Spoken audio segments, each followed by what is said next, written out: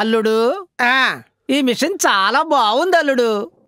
కాళ్ళని కసాబిసా నొక్కేస్తుంది. పిల్లల కాళ్ళు నొక్కడం మానేసాక ఈ మిషన్ కనిపెట్టారులేండి.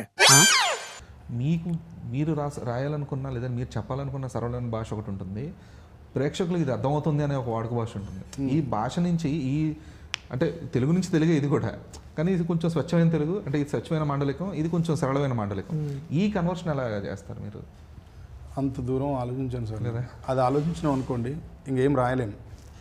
ఒక సందర్భం, ఒక కథ వింటున్నప్పుడు, ఒక బాణి వింటున్నప్పుడు వాళ్ళు మనకు దాని తాలూకు పెయిన్, హ్యాపీనెస్ వాళ్ళు ఏదనుకుంటే అది మనకి ఏదైతే చెప్తుంటారో అది చెప్పినప్పుడు ఆటోమేటిక్గా వస్తుంది సార్. అదే కవిత్వం. దాన్ని కనుక మళ్ళీ మార్చి నా స్టైల్లో రాయాలి, వాళ్ళ స్టైల్లో రాయాలి, ఈ స్టైల్ రావద్దు, ఇట్లా చేయాలని చేస్తే ఏమైపోద్దంటే బ్రెయిన్కి పొదువుకి ముళ్ళు గుచ్చి పాలు విండితే నెత్తి వచ్చినట్టుగా వస్తుంది. రాదు. అది సహజ కవిత్వం అట్లా రావాలి అంతే. అది సహజంగా వచ్చిన కవిత్వం ఏదైనా, సహజంగా చెప్పబడ్డ మాటలు ఏవైనా శాశ్వతంగా నిలిచిపోతాయి. రాస్తూ ఉంటే వస్తాయి.